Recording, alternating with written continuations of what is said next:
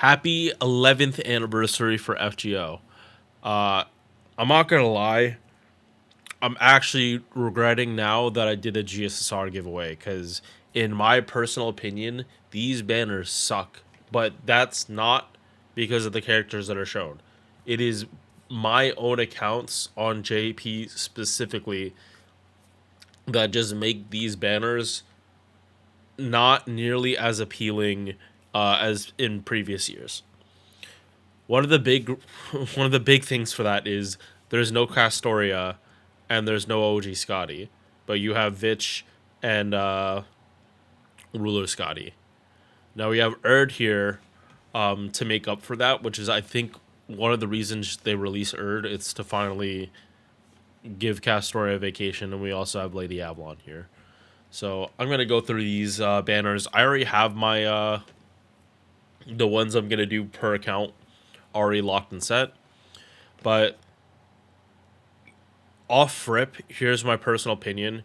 If you don't like these banners and you're willing to spend uh for a Destiny summon that you actually want, I think that just makes more sense. You will get way more out of it than by like picking the characters you want. Also, there's a beast GSSR. So that's another thing specifically. Like if you want a beast, and you don't care about these banners, just pull on the Beast GSSR, call it an anniversary, enjoy all the other stuff. I personally am going to go through all of this just because I'm a big fan of the game and its content. Like all the GSSRs, Destiny summons. But again, that's my choice. It's me spending my own money. Uh, you guys, if you win the giveaways, spend it how you want because I'm paying for it. Uh, yeah, let's get started. First banner. This one has like again, this has actual heat. Moriarty got buffed. Musashi got buffed twice. Morgan is here. Enough said. And then Count of Monte Cristo. This banner is good. I feel Musashi could be. I don't want to say she needs a buff, but it would be nice if she had a buff. Just because the one turn buster buffs, like people don't like those. We've never liked them. And Musashi just still having that sucks, but is what it is. Um, yeah, this is not one of the banners I'm actually going to be going on. It's actually going to be this one on my main account. So it's either I get MP2 Durga, and it's funny because I got Durga on my last GSSR. Yes, GSSR. GSSR on NA, I got Durga.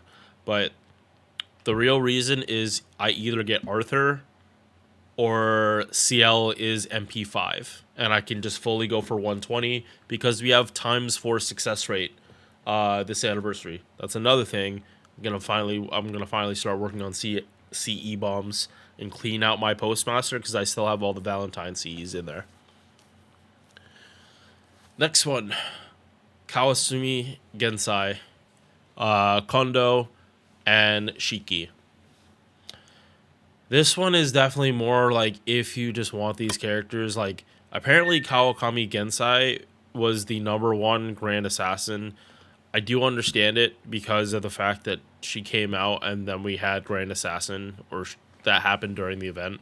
So if people didn't have a really good one, they just pulled for her. And also, she's like just really good as an assassin too. Literally all in on offense, uh, and just kill something until it's dead.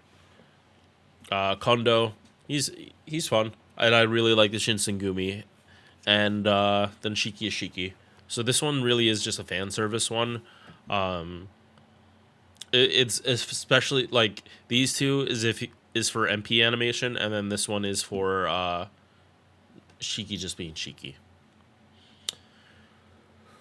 Oh boy, this one. You cannot go wrong. If you do not have Erd, I would advise you to pull on this one. It like consider if you have Koyanskaya. No, okay. Honestly, even if you don't have Koyanskaya, I can't recommend summoning on this one. Ruler Scotty maybe I can recommend on this one because Prelotti's also support. And I know I'm doing this out of order, but I do not like Coin Sky being paired with Kintoki and Takasugi. Unless Kintoki is the Berserker getting buffed, which I don't think it would be. I think it would be Ku Alter, seeing as they gave him an animation update. He's getting an anniversary banner. I feel they're gonna buff Ku again finally, and that's not Kentucky. Kentucky is a beat stick. People use him to clear stuff really really fast, but he doesn't have the 3 turn buffs that people like these days. So at the end of the day, I think it has to be either Kentucky or Ku Alter that gets buffed this anniversary. And it's funny because his Ku Alter's last buff was I think 6th anniversary. So it's like 5 years, and of course if they buff him again, it's gonna be anniversary. But going back here, Lilith, I love her animation too. Karen, I'll be real, Karen might be the ruler that gets buffed too.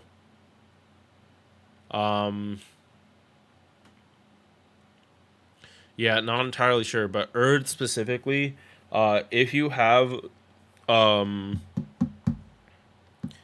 if you have Space Ishtar, you should not be using Castoria anymore. Erd for Space Ishtar specifically gives you like actual tangible value because now you don't need Atlas to do cooldown reduction. You're gonna be able to do a lot. Yeah, like you're probably gonna have to forsake normal uh battery concerns just to make sure you have the cooldown right. But uh, I don't know. I really do want to test stuff with Erd and Space Arrest. Yeah, I really do want to test stuff with Erd and Space Rush. On paper, Erd is the better support, but I do know there are like some battery concerns that you have to be aware of. But the fact that you can use Plug Suit and use Oberon with Space Rush and still be able to double stack all her skills, uh, if you have battery concerns, you really like. I'm talking like completely theoretical in a void without me actually doing any kind of pen and paper, or not pen and paper, but like any kind of like battery values. But like just off the top of my head, if you're double popping Erd and it's double popping Space Rush with Erd and Oberon, off rip, that is 170 battery plus 20 slow charge, plus 40 slow charge, and then space. Yeah, actually, that's another 140. There's no reason like you should even be worried about battery at that point. So yeah, like if you have space rush, Erd is what you should be going for, and I will probably have a video with me farming with space rush and Erd, double Erd, sometime soon. But yeah, sorry for the like wild tangent, but like that was like I'm using Space Rush again after a long time because of NA, and I just haven't had the time. But now I'm gonna have the time. So moving on to next one, Merlin, Lady Avalon, and Melisande. Can't go wrong with this one if you don't have anyone here. This is a good one. I have Lady Avalon at MP2, so me pulling here isn't really going to do much. Even on my main account for JP, MP2 Merlin, it's an upgrade, but it's not something you need. And my Melisande would go to MP3. And if I want a higher copy of Melisande, I would honestly prefer it on NA than JP. If you don't have Summer Ibuki, this is another banner to pull on. And if you have CL but no Summer BB, another value for this. Brit got buffed a while ago, so she's doing pretty good. But this one is just mostly DPS with utility here. And like light utility with Ibuki, because I know like sometimes you can use her to reset cooldown with Tamamo and have Tamamo be double popping her stuff. But again, that's just side stuff. I am now doing monthly $5 giveaways as a way to give back to my channel. I recently hit 500 subs and I want to keep giving back to the people that support me. All you have to do is comment on one of my videos during the month. Doesn't even have to be a video I make that month, and you are entered to win. 5 people can win every month with 1 win per person per month. Only 1 comment is counted as an entry every month. I will send you the prize in a way that works for both of us. Thank you for watching. Now let's get back to the video. I do have to preface that this is another banner I'm actually going to pull on, and it's not because of Oberon, it's actually because of Miss Crane. If I pull on here for my alt account, because that's the account that would do it, MP2 Oberon is MP2 Oberon. He's a pretender. I can make it work.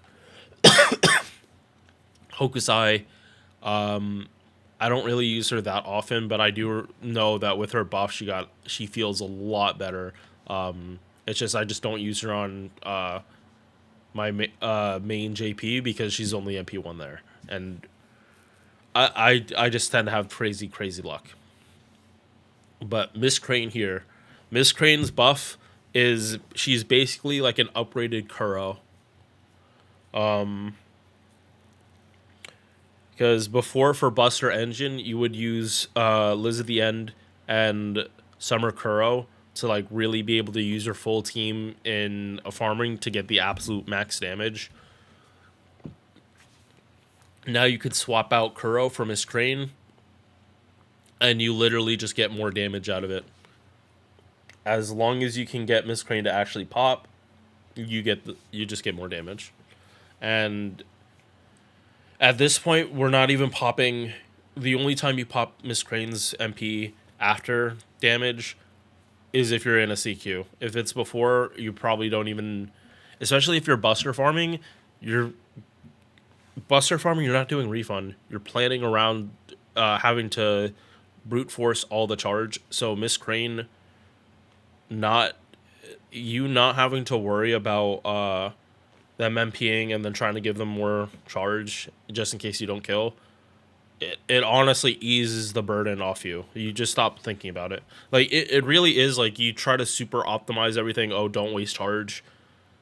With Miss Crane, it's not an issue because A, the slow charge, and then B, just the logistics of it. If you're not if you're not in a CQ, you can't use it how it's actually intended. Or it was originally intended, but now with the buff, she has more options than she did before. All right, so next 6 banners, and then we're gonna be moving on. This is gonna be a super short one compared to the normal ones.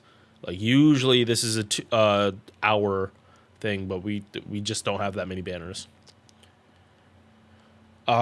This one is just pure utility.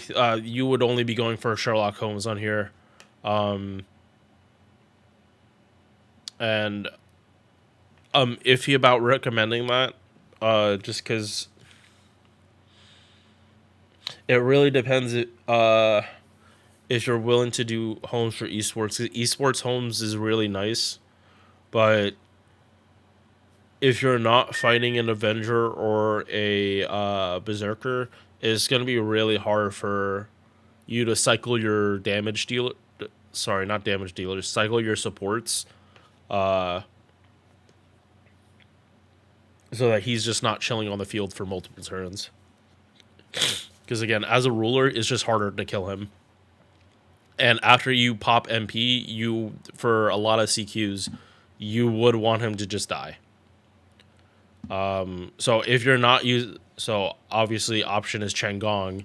If you're using him with Changong for fucking disgusting memes, we don't even need to have this conversation. Changong does not have problems getting his supports killed. But yeah, Da Vinci and the Old Man, these two, they're just DPSs. I got my MP2 on JP for that recent GSSR, so I am truly avoiding this like the plague. Okay, Male Jacques Escalifus. King Tut, and then Ilya. I have no idea what the fuck why Ilya's here. I'm like, that's the whole thing with this GSSR. I don't understand the fucking themes. Is this Chaldea Academy classes or something? Because I'm so confused by this. But yeah, this one's a mixed bag. But Ascalaphus is here, and I really, really like Ascalaphus. Like I was glazing the shit out of this guy during Lee Shuan's video, and it is so fucking funny that you can take all the glaze I gave to Lee Shuan and just put it on Azrael, and Azrael somehow makes it even better. I actually, oh my god, I just want to stream and talk to people about this because the Azrael looks Azrael just looks so good. He looks so fun. He actually just might take Grand Assassin from my main JP account. Like he wouldn't take it from the alt. He wouldn't take it from my main because main is gonna be Kama, but Kawakami Gensai is only MP1. I think Azrael actually might just snipe that spot.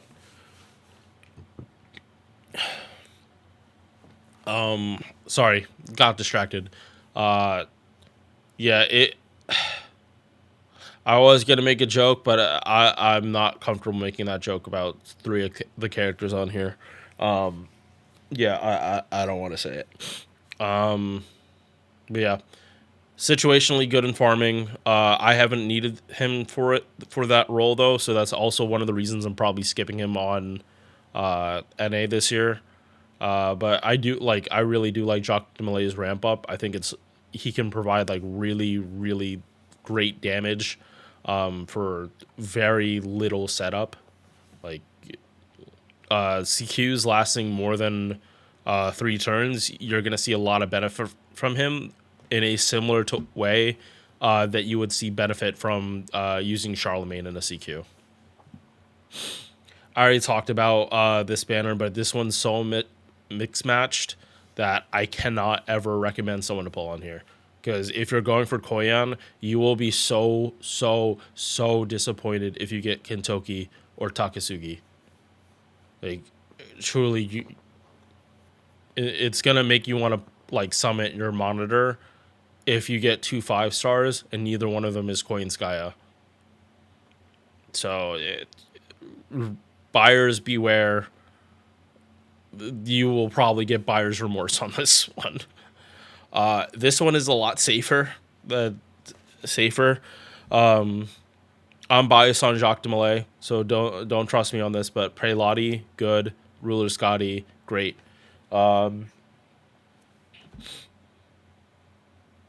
Yeah, nothing more really to say on this. This one, I really, really wish I knew the theme because I just don't get this. Metatron, say, Kama, like these are just all AoE card types. You get one, and this one's the same way. AoE quick, AoE arts, AoE buster. These ones are if you don't have one of the characters or you want one of them, just pick it. Yeah, other than that, that's pretty much it for GSSRs this year. They were very light on the GSSRs, and I feel that's what they're going to be doing in the future. They don't care about what years characters came out on. They're going to pick a theme, and they're going to pick characters that fit that theme. I just don't know what that theme is. So if you want more structured GSSRs, it's now going to be New Year's. 11th anniversary is probably going to be set for Destiny summons. And I just want to say this one more time. If you do not like these GSSRs, don't feel you have to spend on them. We have 3 different Destiny Order summons. And yes, Destiny Order is twice as expensive, but you get to pick what characters you get. And one of those Destiny summons is Beasts. And for the extra Destiny summon, you can still pick Beasts. So there's a non-zero chance you can get more than 2 beasts this anniversary. If that's what you care about, that's what you should go for. I want to start streaming and doing my anniversary stuff. I'll see you guys later. Peace. Thank you for making it to the end of this video. If you enjoyed, drop a like or sub. Hope to see you in the next one. Peace.